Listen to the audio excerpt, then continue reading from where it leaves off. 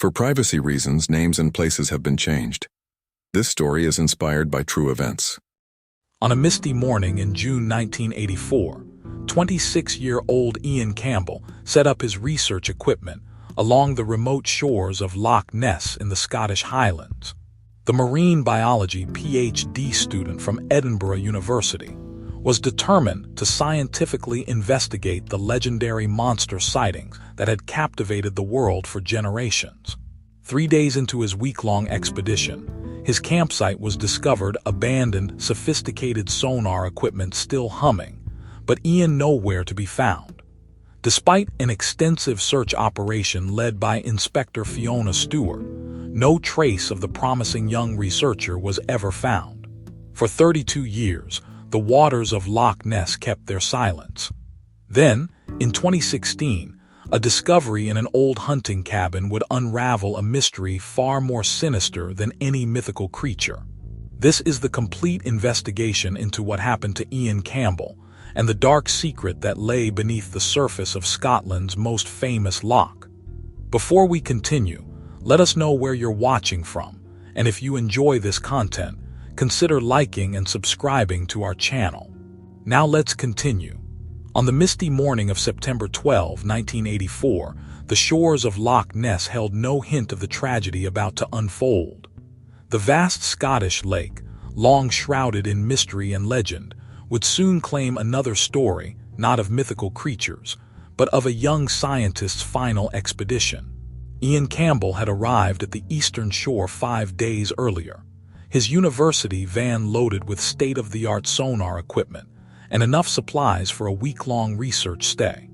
At 26, the Edinburgh University PhD student carried himself with the quiet confidence of someone determined to separate fact from fiction. His marine biology dissertation aimed to provide the first comprehensive scientific analysis of the loch's underwater topography and definitively explain the source of the famous monster sightings. The last person to see Ian alive was Malcolm Fraser, a local fisherman who passed his campsite on the evening of September 11. Fraser would later recall to investigators that the young scientist was in high spirits, excited about some unusual readings his equipment had detected in the loch's deeper reaches. He was different from the other monster hunters, Fraser remembered. No wild theories or fancy stories, just charts, data, and scientific methods. When Professor Robert Anderson received no response to his scheduled check-in call the following morning, he initially attributed it to poor reception, a common occurrence in the remote highland location. But as hours stretched into the afternoon with no word from his student, concern began to mount. By nightfall, local police were making their way along the treacherous shoreline path toward Ian's last known location. What they discovered would puzzle investigators for decades to come. The campsite appeared frozen in time, a half-drunk cup of tea still warm, research equipment humming steadily, and Ian's detailed logbook open to his last entry from the previous evening. His sleeping bag lay neatly arranged inside his tent, unused. There were no signs of struggle, no indication of wildlife interference, and no clue as to where the young scientist had gone. The sonar device, still actively recording, showed regular operation until 3:47 a.m., when it registered an unusual series of deep-water disturbances. The readings, later analyzed by marine experts, indicated something large moving through the water. Though whether natural or mechanical in origin, none could definitively say. Ian's disappearance sent shockwaves through the academic community. Here was no amateur monster hunter or thrill-seeking tourist, but a serious researcher with a methodical approach to understanding the loch's mysteries. His carefully organized campsite spoke volumes about his character, multiple notebooks filled with precise measurements, underwater mapping grids, and systematic elimination of various natural phenomena that could explain historical sightings. Inspector Fiona Stewart, assigned to lead the investigation, found herself drawn to the precision of Ian's work. Everything about the scene suggested someone who documented every detail, she noted in her initial report. It makes his sudden disappearance all the more baffling. People who are this methodical don't simply vanish without leaving some trace. As autumn storms rolled across the highland landscape, the search for Ian Campbell continued. Dive teams battled near-freezing waters and treacherous underwater currents. Helicopters swept the shoreline while ground teams combed every inlet and cove. Yet with each passing day, the mystery only deepened. The young scientist who had come to debunk myths had instead become part of the Loch's dark legacy. Professor Anderson, reviewing Ian's last known research notes, found something particularly troubling. In the margins of his final entries, Ian had sketched what appeared to be mechanical components, accompanied by hastily scrawled questions about artificial wave patterns. The professor would later tell investigators that these notations marked a significant departure from Ian's previous theories about natural explanations for the Loch's phenomena. What began as a missing persons case soon took on darker undertones. The abandoned campsite, the mysterious sonar readings, and the unsettling final notes pointed to something more sinister than a simple accident or voluntary disappearance. But it would take another 32 years before the true story of what happened that September night would finally emerge from the depths of Loch Ness. The initial investigation into Ian Campbell's disappearance fell to Inspector Fiona Stewart, a veteran detective with 20 years' experience in the Highland Constabulary. From the moment she first walked the pebbly shore of Loch Ness, something about the case struck her as fundamentally wrong. The precision of the abandoned campsite contradicted every missing persons case she had ever worked. Over the next several days, Stewart and her team meticulously documented every aspect of Ian's research station. The sonar equipment, still drawing power from portable generators, continued to map the Loch's depths as if waiting for its operator's return. Technical experts from Edinburgh University were brought in to analyze the data, confirming that the equipment had been operating normally until those puzzling early morning hours. Professor Robert Anderson arrived from Edinburgh to assist the investigation, bringing with him Ian's earlier research notes and preliminary dissertation drafts. Ian was no sensation seeker, Anderson explained during his initial interview. His work was aimed at providing rational explanations for the Loch Ness phenomenon. He believed most sightings could be attributed to wave patterns, underwater currents, and the Loch's unique topography. The professor's insights painted a picture of a methodical young scientist who had recently grown excited about something in his findings. In their last phone conversation, Ian had mentioned detecting regular patterns in his sonar readings that didn't match known natural phenomena. He had promised to elaborate during their next scheduled call, a call that never came. Local interviews proved equally intriguing.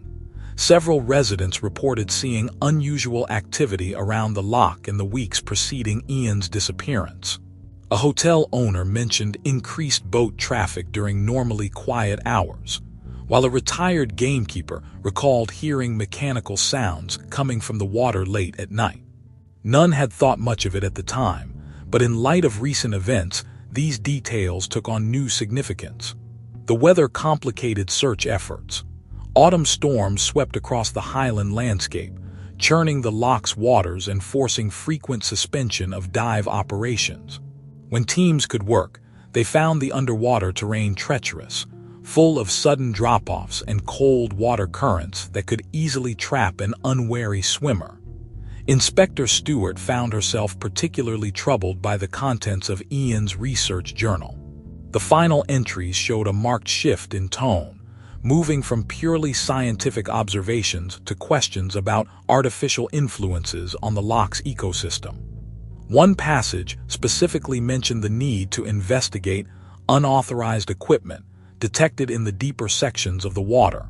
The local community's reaction to the disappearance proved surprisingly mixed. While many expressed genuine concern for the young scientist's welfare, others seemed almost defensive about his research aims. "Some things are better left alone," one elderly resident told Stewart during an interview, though she refused to elaborate further. As autumn deepened into winter, the investigation began to stall. Despite extensive searches, no trace of Ian Campbell was found. His equipment and notes offered tantalizing hints but no definitive answers. The sonar data showed something large had moved through the water that night, but experts couldn't agree on whether it was organic, mechanical, or simply an artifact of the equipment itself. Professor Anderson, reviewing Ian's academic history, noted that his student had recently requested additional funding for underwater photography equipment. The request mentioned the need to document unexpected artificial structures at depths below 200 feet. The university had approved the purchase, but the equipment was never delivered. Ian disappeared before it arrived.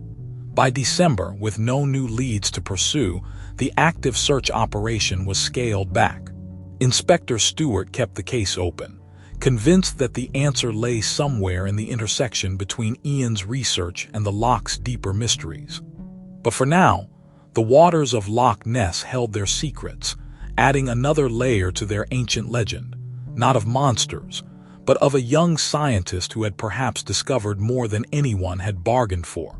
As 1985 dawned over the Scottish Highlands, the disappearance of Ian Campbell gradually faded from newspaper headlines into the realm of unsolved mysteries.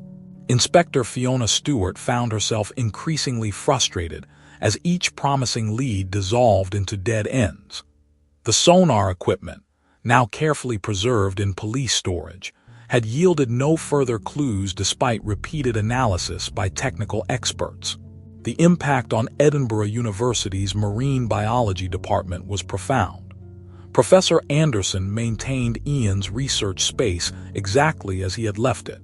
His half-finished dissertation notes spread across the desk like a silent accusation. Graduate students spoke in hushed tones about the empty workspace, and enrollment in field research programs notably declined over the following semesters. Spring brought renewed search efforts along the shoreline as the winter ice retreated, but nothing of significance emerged from the dark waters. Local diving teams, who had volunteered countless hours during the initial investigation, gradually returned to their regular duties. The case file on Inspector Stewart's desk grew thick with interview transcripts and technical reports, yet the central question remained unanswered. What had happened to Ian Campbell on that September night? The young scientist's family maintained a quiet vigil, marking each passing month with increasing despair. His mother, Margaret Campbell, established an annual memorial service at the university chapel, where colleagues and students gathered to remember the promising researcher who had sought to bring scientific clarity to Loch Ness's mysteries. Theories proliferated in the vacuum of concrete evidence. Some suggested Ian had simply fallen victim to the treacherous waters of the loch, his body trapped in one of the many underwater caverns that honeycomb the lake bed. Others, particularly among the local tourism industry, whispered about voluntary disappearance, suggesting the pressure of academic expectations had driven him to start a new life elsewhere. A few even proposed more sinister explanations, hinting at forces that might have wanted to suppress his research findings. Inspector Stewart continued to review the case periodically, but with no new evidence, even her determined optimism began to waver. The photographs of the abandoned campsite grew yellow with age in the case file, and the transcripts of witness interviews gathered dust. Each passing year made it less likely that new witnesses would come forward, or that old memories would suddenly yield crucial details. By the late 1980s, Ian Campbell's disappearance had become part of local lore, mentioned alongside other mysterious incidents in the loch's long history. Tourist guides incorporated his story into their narratives, though they typically emphasized the mysterious aspects while overlooking the scientific nature of his work. The sonar readings from that final night became the subject of speculation among paranormal researchers, who often ignored the more prosaic explanations suggested by marine scientists. Professor Anderson retired in 1992, having never fully recovered from the loss of his promising student. In his farewell address to the university, he spoke passionately about the need to continue rigorous scientific investigation of natural phenomena, regardless of popular myths or local traditions. The speech was widely interpreted as a reference to Campbell's unfinished work. The case remained officially open but inactive throughout the 1990s and early 2000s. Inspector Stewart, promoted to chief inspector, kept a small photo of the campsite on her office wall, a reminder of the one case that had eluded her otherwise stellar career. Each year, she would review the file on the anniversary of Ian's disappearance, hoping that time might have loosened someone's tongue or eroded old loyalties.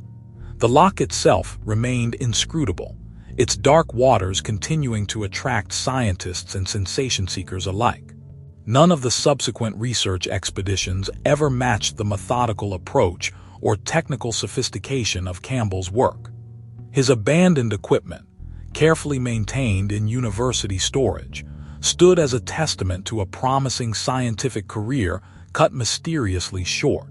For 32 years, the disappearance of Ian Campbell remained one of Scotland's most puzzling cold cases.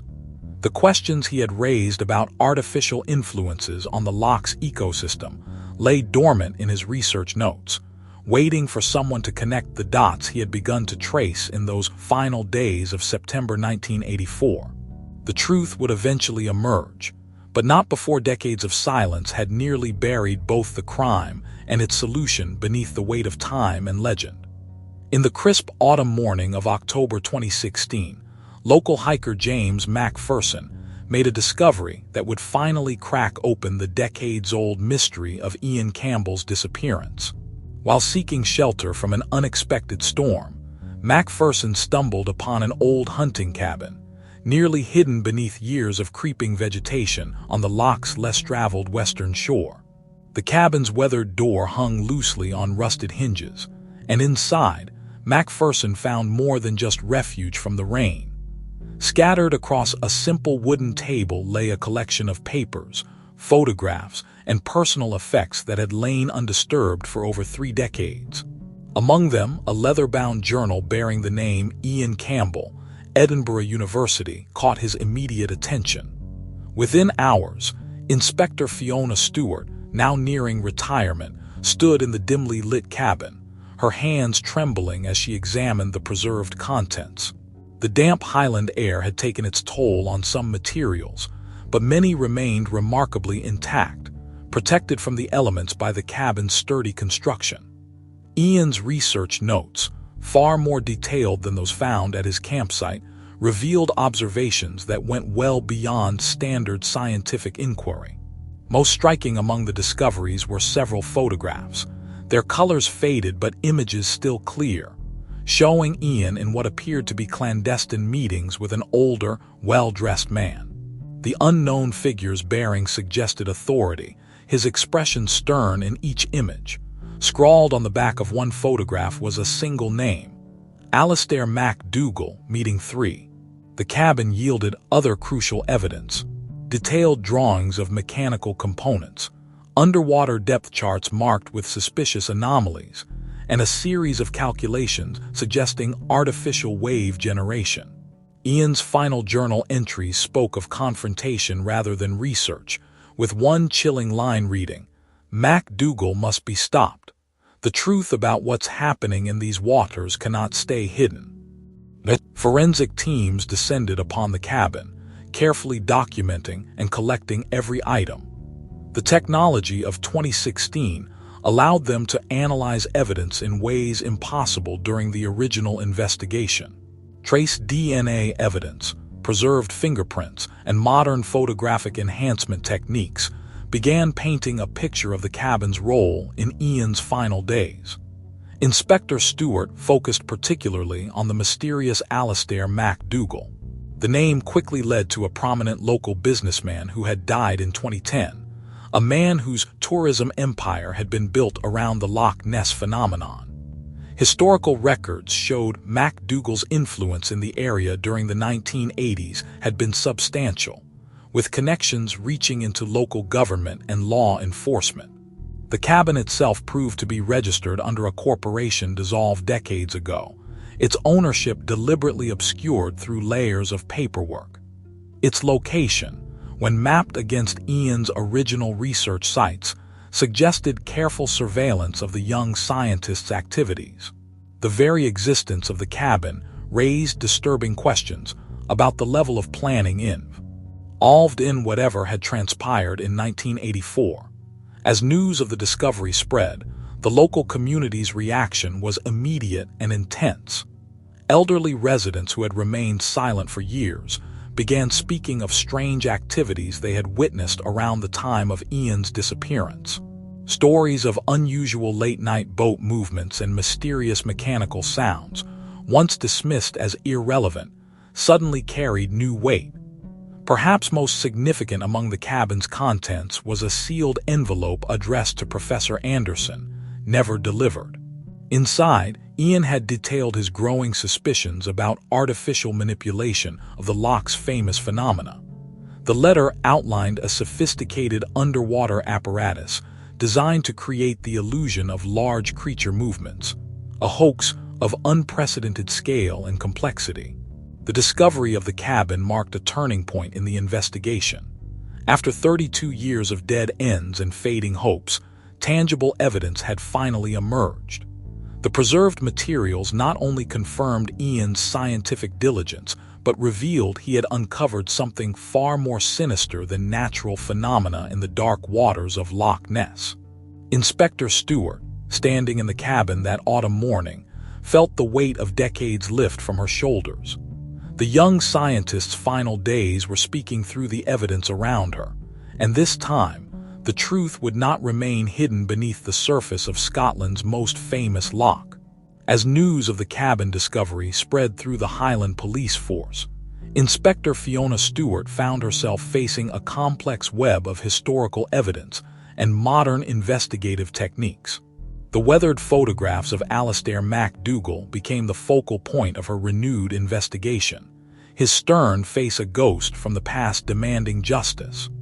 Background checks into MacDougall's business empire revealed a carefully constructed facade of legitimate tourism enterprises, but beneath the surface lay troubling inconsistencies. Financial records from the 1980s showed massive expenditures channeled through offshore accounts, with particularly large transactions coinciding with the months leading up to Ian's disappearance. Stewart's team discovered that MacDougall had maintained a private workshop near the loch, officially registered as a boat repair facility. Former employees, now willing to speak after their old employer's death, described unusual late-night activities and restricted areas where specialized equipment was stored. One retired mechanic recalled being asked to maintain complex hydraulic systems, far more sophisticated than anything needed for routine boat maintenance. The Tourism Board archives yielded another crucial link. MacDougall had chaired a special committee dedicated to promoting traditional Loch Ness attractions during the early 1980s. Under his leadership, reported sightings of the famous monster had increased dramatically, along with tourist revenue. Several committee members from that era remembered MacDougall's aggressive opposition to any scientific investigations of the loch. Technical experts brought in to analyze Ian's recovered research notes found themselves impressed by the young scientist's methodical documentation. His calculations and observations pointed to regular patterns of water displacement that could only be explained by mechanical intervention. The underwater anomalies he had mapped corresponded precisely with locations where modern sonar surveys revealed unusual metal deposits on the loch bed. As the investigation deepened, Stewart uncovered a pattern of systematic intimidation. Other researchers who had attempted to conduct scientific studies of the loch during MacDougall's era reported funding difficulties, equipment malfunctions, and local hostility. None had gotten as close as Ian to uncovering the truth, But the pattern was clear. Scientific inquiry was actively discouraged. The breakthrough came from an unexpected source. A retired engineer who had worked with MacDougall's tourism committee contacted the police after seeing news reports about the cabin. He provided technical drawings of an underwater apparatus designed to create controlled disturbances in the loch's waters. The specifications matched exactly with the mechanical components Ian had sketched in his recovered notes. Inspector Stewart's investigation also revealed that MacDougall had maintained close relationships with certain members of the local police force during the 1980s, explaining perhaps why some early leads in Ian's disappearance had been overlooked or dismissed. The original case files showed subtle signs of interference, missing reports, incomplete interviews, and unexplored connections. Modern forensic analysis of the cabin's contents yielded DNA evidence, confirming both Ian's and MacDougall's presence in the structure. Timeline reconstruction placed their last meeting just hours before Ian's disappearance. The young scientist's final notes suggested he had confronted MacDougall with evidence of the hoax, threatening to expose the entire operation to academic scrutiny. As autumn turned to winter in 2016, the pieces of the 3-decade-old puzzle began falling into place. The image that emerged was one of calculated deception and ruthless preservation of a profitable myth. Ian Campbell had not simply disappeared.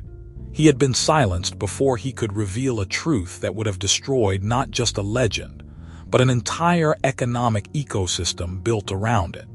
The investigation now focused on establishing the exact sequence of events on that September night in 1984. Each new piece of evidence pointed toward a confrontation between academic integrity and commercial interests, between scientific truth and profitable fiction. The waters of Loch Ness had held their secret for 32 years, but time and technology were finally bringing the truth to the surface. The breakthrough in the Loch Ness mystery came from the most unexpected source. On a cold December morning in 2016, David MacDougall, son of the late Alastair MacDougall, walked into the Highland police station carrying a heavy burden of truth. His father's deathbed confession 6 years earlier had haunted him, and the recent discovery of the cabin had finally compelled him to come forward. Inspector Fiona Stewart listened intently as David, a marine engineer by profession, detailed the elaborate scheme his father had orchestrated decades ago. The underwater apparatus, he explained, was a masterpiece of 1980s engineering, a network of mechanical platforms and hydraulic systems capable of creating controlled disturbances in the loch's waters. The device could generate waves, surface breaks, and even large dark shapes visible from shore. My father was obsessed with protecting the legend, David revealed, his voice heavy with regret. When Ian Campbell began detecting the equipment's signature with his sonar, everything my father had built was threatened. He couldn't let that happen. The confession painted a chilling picture of that September night. Alastair MacDougall had summoned Ian to the cabin, ostensibly to discuss the young scientist's findings. The meeting turned confrontational when Ian refused to abandon his research. According to David, his father had not intended murder initially, but panic and desperation led to violence. David provided investigators with detailed maps showing where his father had disposed of evidence, including the murder weapon, a heavy wrench from the mechanical workshop. More crucially, he revealed the location where Ian's body had been weighted down in the loch's depths, far from common search areas. The technical specifications David supplied about the hoax apparatus explained decades of reported sightings.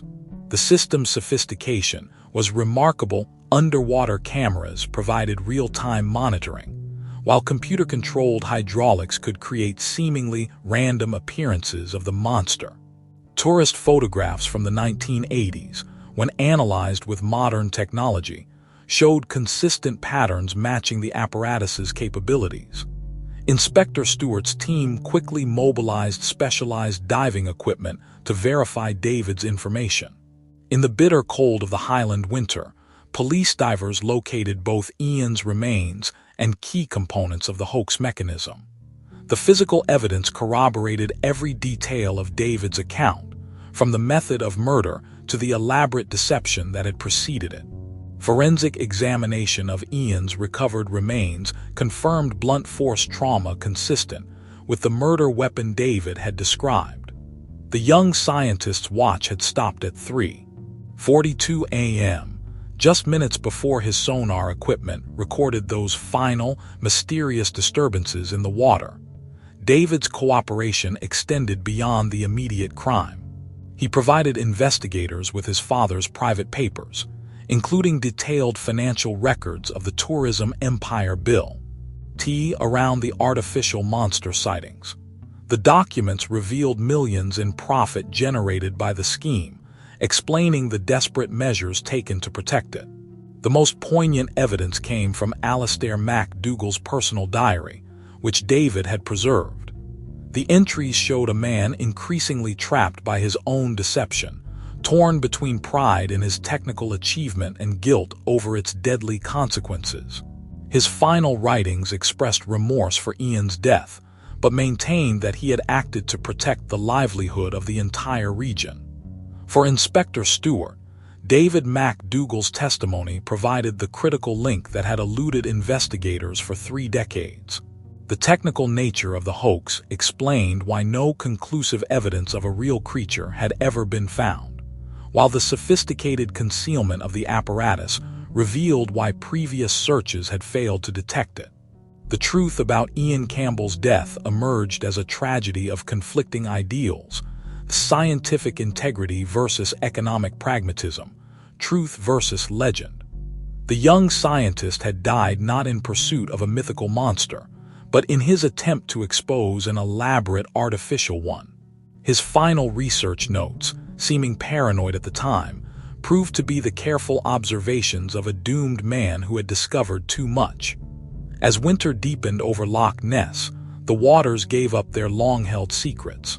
The monster that had claimed Ian Campbell's life was not a creature of ancient legend, but a modern machine built of greed and desperation. The truth had finally surfaced, bringing with it a measure of justice for a young scientist who had dared to seek it 32 years before. The final chapter in the Loch Ness tragedy unfolded like ripples across the Highland community. In January 2017, as winter storms battered the ancient shores, a solemn procession of police boats made their way across the dark waters. After 32 years, Ian Campbell was finally coming home. The recovery operation, guided by David MacDougall's detailed information, brought closure to decades of uncertainty. Ian's remains, found exactly where David had indicated, told the story of his final moments through forensic evidence. The heavy wrench, still bearing traces of both victim and killer, lay nearby on the loch bed, preserved in the cold Scottish waters. News of the discovery sent shockwaves through Edinburgh University's marine biology department. Professor Anderson, now in his 80s, traveled north to witness the recovery despite his failing health. Standing on the shore where his student had last made camp, the elderly professor watched as divers surfaced with pieces of the elaborate hoax mechanism that had cost Ian his life. The exposure of Alastair MacDougall's underwater apparatus devastated the local tourism industry. Hotels and gift shops that had thrived on the monster myth saw immediate cancellations. Yet among many residents, particularly the older generation, there was a palpable sense of relief. Decades of keeping secrets had weighed heavily on the community's conscience. Margaret Campbell, Ian's mother, found a bittersweet comfort in finally knowing her son's fate. At the memorial service held at Edinburgh University, she spoke of Ian's dedication to scientific truth. "He died doing what he believed in," she told the gathered mourners. "He chose truth over comfortable lies, and for that, he paid the ultimate price." The technical analysis of MacDougall's hoax mechanism revealed the full scope of the deception. The system had been years ahead of its time, employing underwater robotics and sophisticated wave generation technology. Marine engineers studying the recovered equipment expressed grudging admiration for its design, even as they condemned its purpose. Inspector Fiona Stewart's final report ran to over 1,000 pages, documenting not just the murder but 3 decades of systematic deception. The investigation uncovered a network of compromised officials, buried evidence, and financial transactions that painted a picture of corruption, extending far beyond Alastair MacDougall himself. David MacDougall's cooperation with authorities earned him immunity from prosecution. He dedicated himself to making amends, establishing a foundation in Ian's name to support honest scientific research at Loch Ness. The Foundation's first project involved using Ian's original research methods to conduct a comprehensive study of the Loch's genuine marine biology. The academic community posthumously recognized Ian's work. Edinburgh University awarded him an honorary doctorate, and his unfinished dissertation was published alongside his recovered research notes. The publication became required reading for forensic science students, a case study in how methodical scientific investigation can unveil truth despite powerful opposition. As spring returned to the Highlands in 2017, Loch Ness began to forge a new identity. Tourist boats still plied the waters, but their guides now told a different story, not of mythical monsters, but of a young scientist who gave his life in pursuit of truth. The Loch's dark waters had finally yielded their secret, proving that the most compelling stories are often not about legendary creatures, but about very human choices between truth and deception. Ian Campbell's original campsite was marked with a small memorial plaque, its inscription reading simply, "Here worked a seeker of truth, who found more than he sought." The words, chosen by Professor Anderson, served as both tribute and warning, a reminder that the pursuit of knowledge sometimes comes at a terrible cost. The case of the Loch Ness deception became a watershed moment in Scottish criminal history, demonstrating how modern forensic techniques could unlock decades-old secrets. But perhaps more importantly, it showed how one person's commitment to scientific integrity could eventually overcome years of calculated deception, even from beyond the grave.